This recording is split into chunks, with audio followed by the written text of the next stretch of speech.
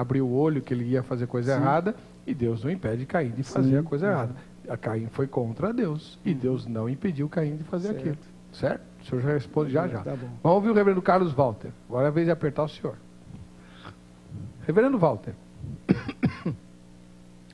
é possível ao homem alterar o plano de Deus? O reverendo Márcio defende muita ideia do plano de Deus. E com muita coerência, ele defendeu agora a ideia de que a moça que casa errado, Deus tinha planejado isso para que ela provasse do seu próprio erro.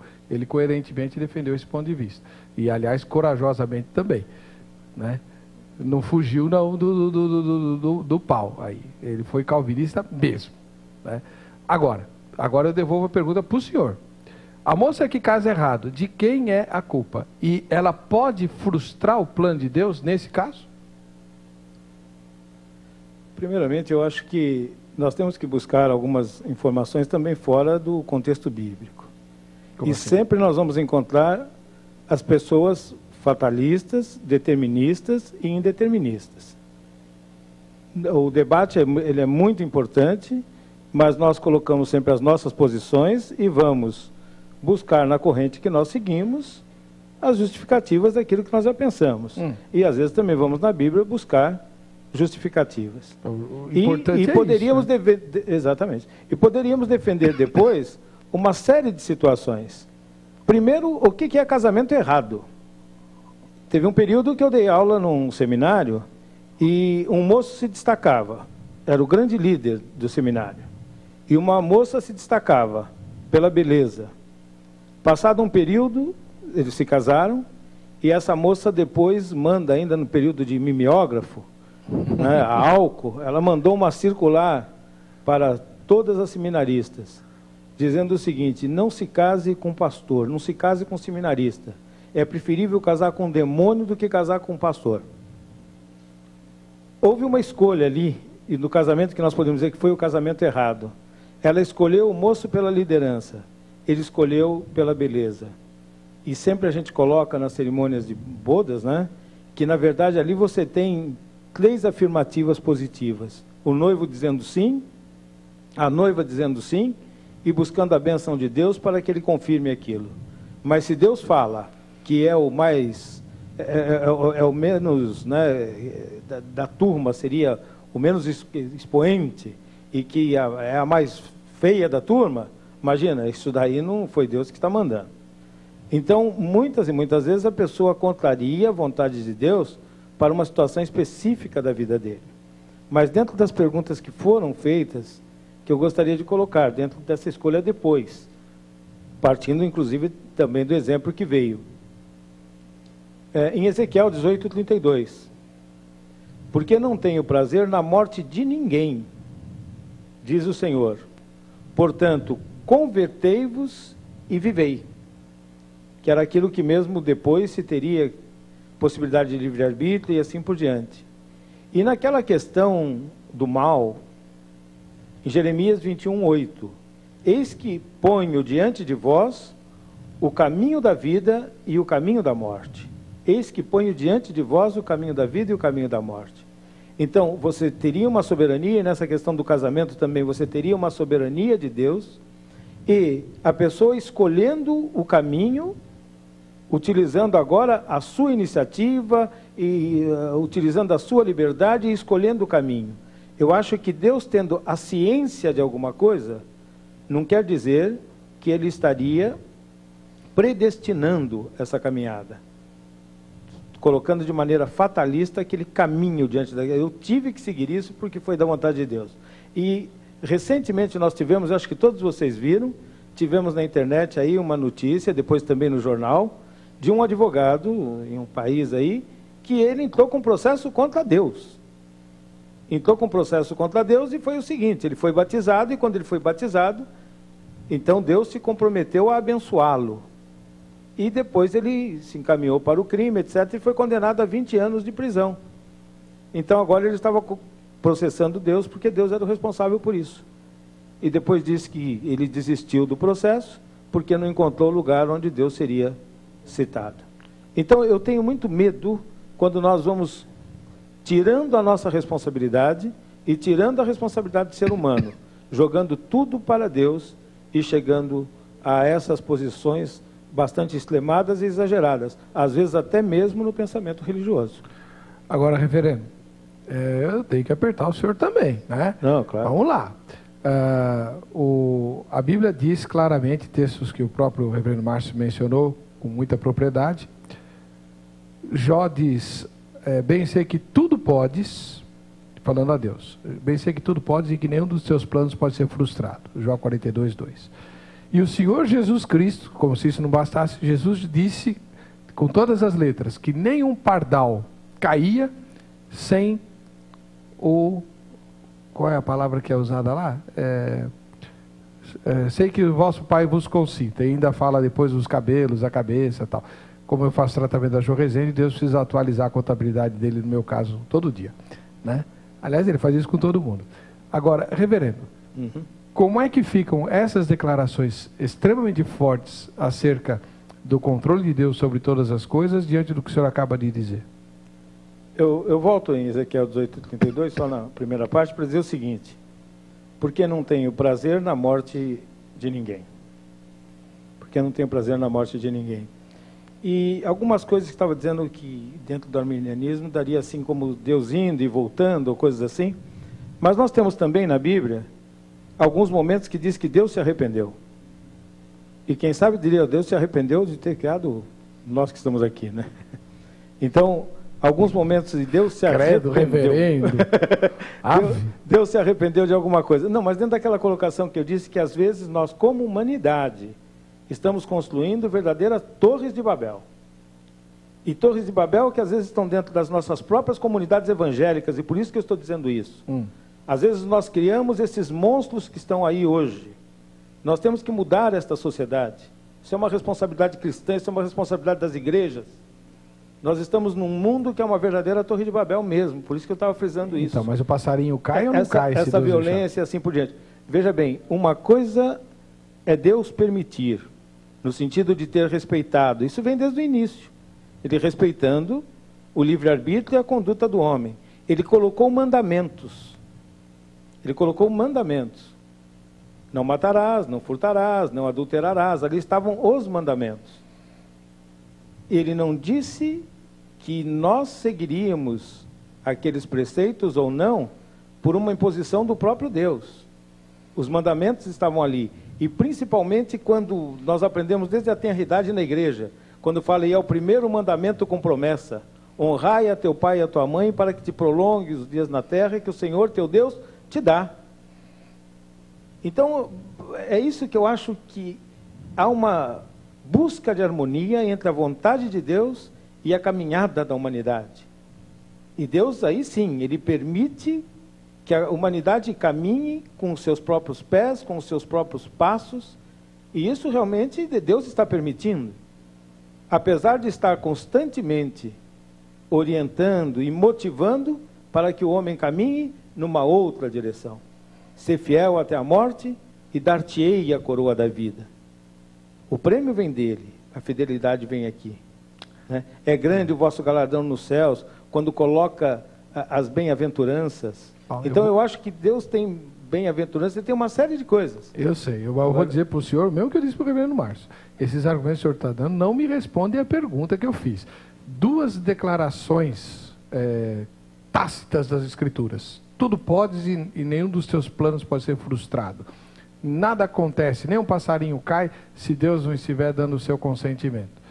No próximo bloco, vocês dois vão ter mais chances de falar. Nós vamos conversar com mais uma telespectadora e depois temos a banda cantando, né? Quem é que está na linha? Márcia, tudo bem? Tudo bom. Diga, irmã. A minha opinião, pastor, é o seguinte: eu acho que nem tudo o que acontece na nossa vida é permissão de Deus. Nós usamos isso, muitas das vezes, para justificar o nosso erro. A respeito do casamento, como o irmão falou, eu posso dizer porque eu sou uma pessoa que passei por essa experiência. Eu comecei a namorar um moço, Deus mostrou através de um sonho para minha mãe dizia não vai, e Deus usou um pastor no púlpito pregando, contando uma experiência, mas eu teimei e eu fui. Entende? Então eu acho que, como eu nasci num lar evangélico, sempre procurei servir a Deus bem de todas as maneiras, eu acho que Deus não teria o prazer de ter feito eu passar pelo que eu passei. Então eu acho que foi a minha escolha, né? Ainda Deus usou de grande compaixão, não me deu filhos, então hoje eu pago o preço para que o plano que Deus tinha na minha vida lá antes de eu errar possa se cumprir agora, né? Então eu acho que não foi permissão de Deus. A mesma coisa hoje eu sou crente, mas eu tenho o caminho do mundo. Se eu escolher o caminho do mundo, virar talvez uma drogada, que Deus tenha misericórdia, aprontar alguma coisa e tá lá na cadeia, meu Deus, isso foi plano de Deus. Não creio que isso seja plano de Deus. Então eu acho que isso é a nossa escolha. A respeito da morte, eu acho que se a gente está servindo a Deus, a Bíblia diz assim que Deus recolhe o fruto quando está maduro. Então eu acho que a respeito da morte, eu acho que Deus pode decidir se chegou a tua hora ou não. Mas eu acho que a respeito de coisas assim ruins, do erro, eu acho que Deus não é que Ele permite, é a gente que aceita. Eu não creio que Deus vai permitir um erro para você passar por uma tristeza, uma decepção muito grande. Essa é a minha opinião. Márcia, peraí. Você falou da morte de quem está servindo a Deus e tal, está na mão de Deus. E o ímpio? Eu acho que o ímpio, a minha opinião, eu acho que quando tem tantas pessoas que eu já vi que escutaram a palavra de Deus e tal, e rejeitaram. Eu conheci pessoas que morreram na agonia não querendo aceitar Jesus para ter a salvação. Então eu imagino, no meu pensamento, que são pessoas que, mesmo que vivam por longos tempos, não vão aceitar Jesus. Não é isso que eu perguntei, desculpa, não me expressei bem. A morte do cristão, do crente, do homem de Deus, da mulher de Deus, está na mão do Senhor. Vai só quando Ele determinar. Mas e o ímpio? Pode morrer assim? Não, eu acho que aí o ímpio também é decisão de Deus, porque foi Ele que fez nós, o homem, né? Então eu acho que a respeito da morte, ou seja do justo, ou seja do ímpio, é a respeito de Deus. Essa é uma decisão de Deus, de nos levar... Isso. Perfeito. Agora Obrigada. Ficou claro. Eu que agradeço, Márcia. Seja como for, Deus reina e nós vamos louvá-lo agora. Vamos lá.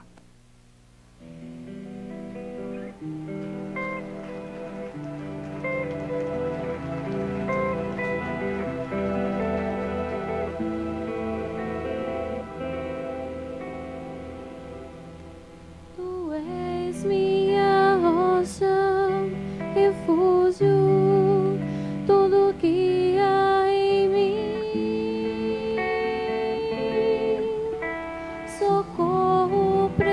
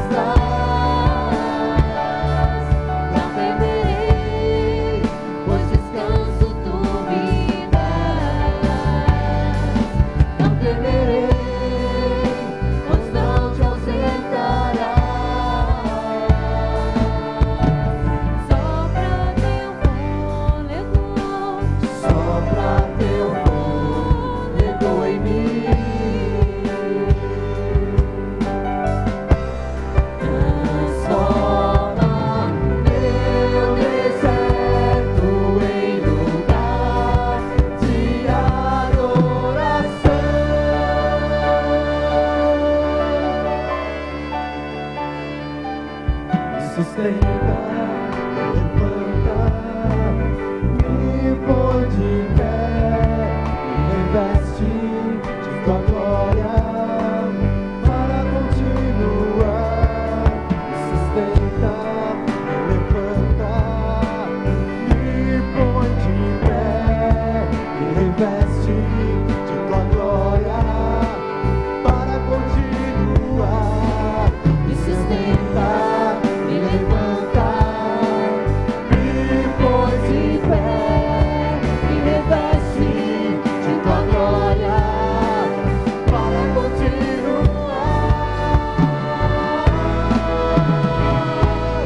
Não temerei, pois o Senhor comigo está. Não temerei, pois descanso tu me dás. Não temerei, pois não te ausentarás.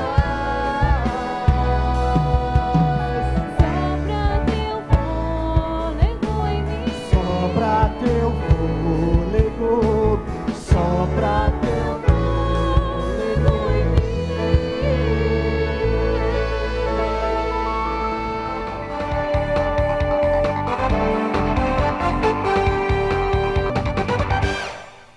Mãe Adélia assiste a todos os nossos programas. Eles moram lá em Itabuna, na Bahia. Deus abençoe a todos vocês. Muito obrigado. Vamos aos e-mails. Dona Gerlânia Medeiros. Já se definiu, Gerlânia? Não, só no final do programa a gente se define, né? Vamos lá, tem Por e-mail falar nisso, como é que faz para votar na enquete? Ah, legal, bem lembrado. Entra no site, vejam só, @hittv.com.br, vota na enquete. Vou lembrar aqui a todos qualquer enquete. Muitos acreditam que tudo acontece porque é vontade de Deus. Você concorda? Não sei. Tem aqueles que acham, que dizem não, pois como fica a liberdade humana e a existência do mal, e aqueles que dizem sim, pois Deus é totalmente soberano e é Ele quem determina tudo o que acontece. O não está na frente. Bom, mas tem que votar, né? Vamos aos e-mails. Vamos lá. O e-mail da Eunice, que escreve de Uberlândia. Eu creio que tudo o que acontece, o que ocorre na vida de um servo de Deus, que realmente está em plena comunhão com Ele, é da vontade de Deus, sim. E quanto aos demais, estão fora da graça. Então, nem tudo é da vontade de Deus. Ela está defendendo o ponto de vista. Se você é de Deus, Deus dirige sua vida, tudo é da vontade de Deus. Se você não é, Deus te deixa, então você pode até contrariar o plano original do Senhor. O próximo é da Júlia, que escreve de Curitiba. O mundo jaz do poder do iníquo. Desta forma, sabemos que o mal não é da vontade de Deus, e sim consequência da desobediência do homem que começou no Éden. Se acharmos que tudo o que acontece foi vontade de Deus, não poderíamos julgar alguém por matar seu próximo, pois teria acontecido com o aval de Deus. Além disso, há uma luta espiritual no mundo. Desta forma, cumpre-se a profecia bíblica dos acontecimentos negativos dos últimos dias até que Jesus intervenha. O próximo é do pastor Bruce, que escreve de Belo Horizonte. Deus é soberano e isso é inquestionável. Deus é tão soberano que ele permitiu que o homem seguisse o seu próprio caminho. O homem escolheu o seu caminho e hoje sofremos as consequências dele. O acidente da TAM foi consequência do pecado da omissão, da falta da vontade política, do descaso para com a vida humana, da corrupção. Eu acrescento, o principal para mim aí foi ganância. Ninguém quer abrir mão do dinheiro, que aquilo é uma mina de dinheiro tremenda, né? No aeroporto de Congonhas. Então a grana, a ganância é que fala. Ainda vem gente falar, não, minha vida é muito simples. Ah, meu irmão, tenha dó, né? Vai dormir. O próximo é da Dalva, que escreve de Mogi das Cruzes. Creio que se acreditarmos plenamente em Deus, devemos acreditar que foi da vontade dele. Só temos dificuldade em aceitar pelo nosso egoísmo. Não acredito que quase 200 pessoas, incluindo crianças, estavam pagando por seus erros e pecados, como diz a palavra que a morte é o salário do pecado. E sim, é sempre da vontade de Deus. O próximo é do André, que escreve aqui de São Paulo. Creio que os acidentes que acontecem, Deus interfere o mínimo possível na liberdade do homem nessa terra, e quando interfere, é justamente para preservar os seus planos, como, por exemplo, livrar da morte a vida de algum de seus servos. Exemplos do livramento de Ló, para não ser destruída a cidade.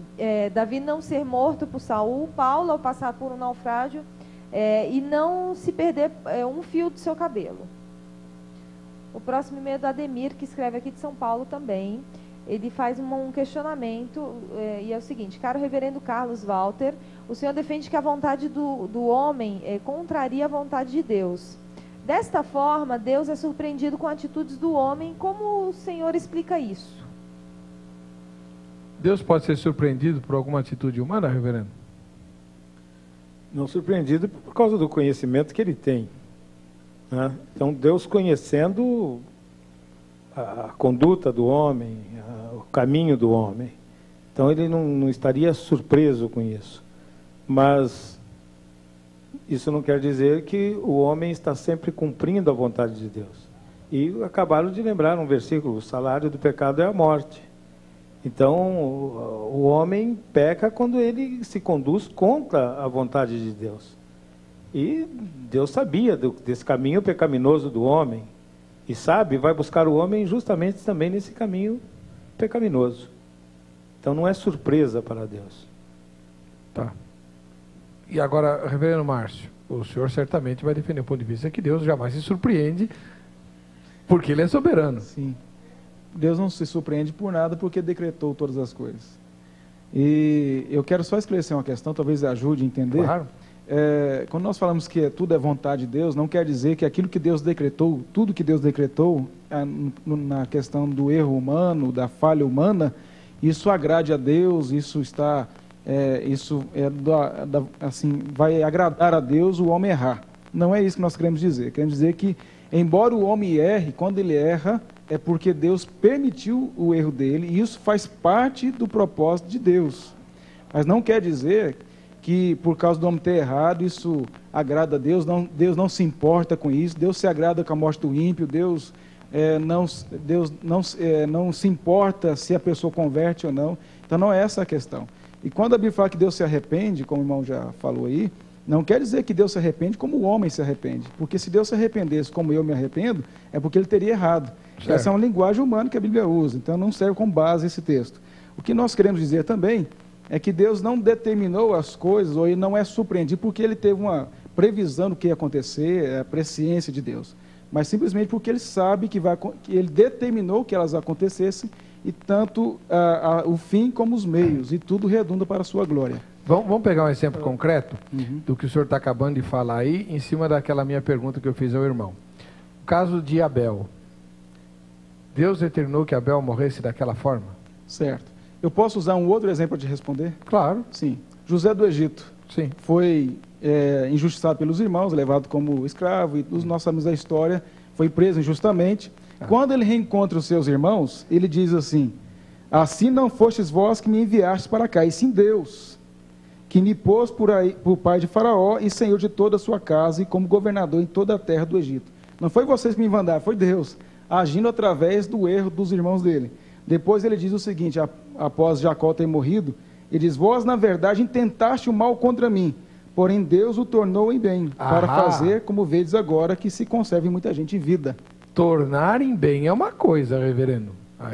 Eu defendo essa ideia. A soberania de Deus é tirar o bem do mal. Sim. Essa é a soberania de Deus. Exatamente. Mas foi Deus que mandou os irmãos dele venderem?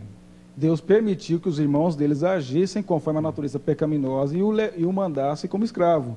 Mas isso fazia parte do plano de Deus. O que eu estou defendendo desde o início, soberania e responsabilidade humana. Eu sei. Não, o senhor tem sido muito coerente na sua postura, mas o meu questionamento há a passagem de Abel, e eu insisto nela, porque se Deus planejou a morte de Abel daquele jeito, ele não tinha que ter falado com Caim do jeito que falou.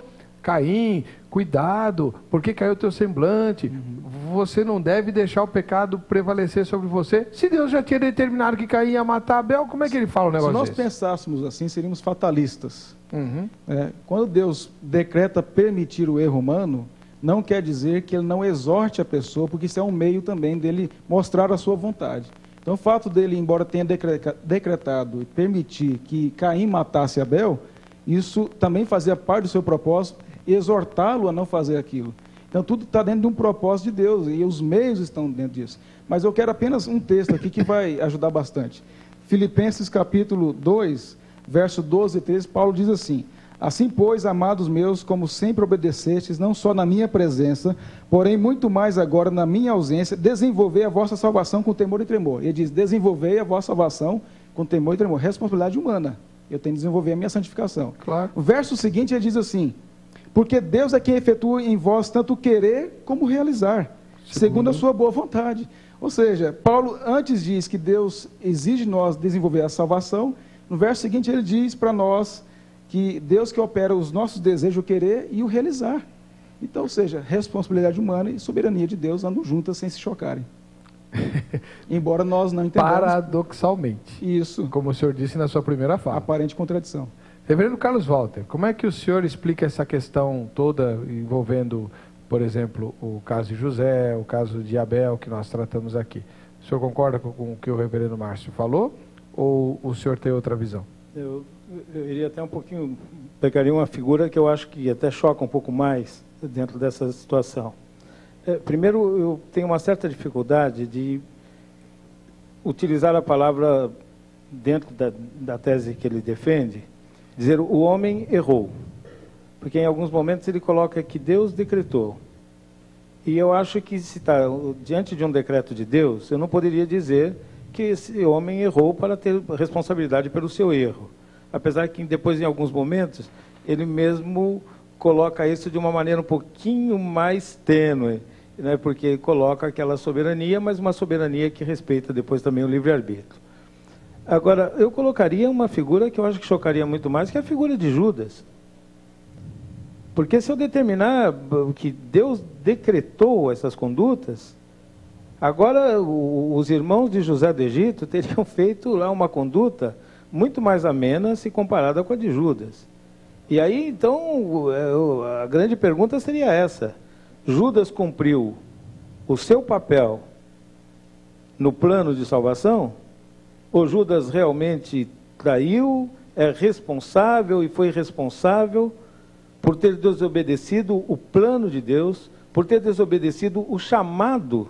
Porque ele também foi um dos que, né, recebeu o chamado de Jesus para ser discípulo e depois apóstolo. E ele cai. Então, se isso tivesse sido decretado taxativamente, de maneira fatalista, por parte da divindade, coitado de Judas. Ele estaria cumprindo o seu papel. Assim como depois Pedro cumpriu o seu e se arrepende e levanta e se torna, né, este apóstolo respeitado no seio da igreja e faz a mensagem inaugural da igreja e converte a tantos. Então isso estava nos planos de Deus para Pedro e não estava para Judas? Então nós que malhamos o Judas aí, quem tem essa prática, então teria que ser solidário a ele e chorar com ele. São essas as grandes dificuldades que eu vejo. Então eu acho que Deus é realmente soberano, isso é inegável e ninguém pode, né, questionar isso, senão nós não seríamos cristãos, mas não poderíamos admitir que no exercício dessa soberania ele não respeitasse de maneira muito forte também aquilo que ele, no plano dele, ele passou para o ser humano, que foi a possibilidade de escolher entre o bem e o mal, de escolher os caminhos, de escolher aquilo que ele vai fazer. E ainda bem, para nós que fazemos parte de comunidades evangélicas, que nós não somos salvos pelos nossos pensamentos. Ainda bem que o plano de Deus não é esse. Todos nós estaremos juntos no reino dos céus. Muito bem. Agora, reverendo Márcio, numa forma mais prática, menos teórica, né? Quando a gente entende como irmão que tudo está nas mãos de Deus e acontecem tragédias como essa que aconteceu, fica difícil não se revoltar, não fica? Por exemplo, as famílias que perderam, ou as crianças que perderam os pais, né? Elas podem chegar e falar: pastor, por que que Deus levou meus pais embora desse jeito assim?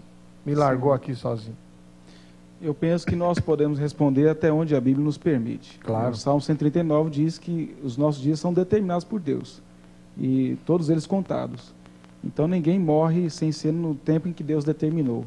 Infelizmente, essas pessoas morreram, e isso estava dentro da determinação de Deus, embora, como já tenho defendido desde o início,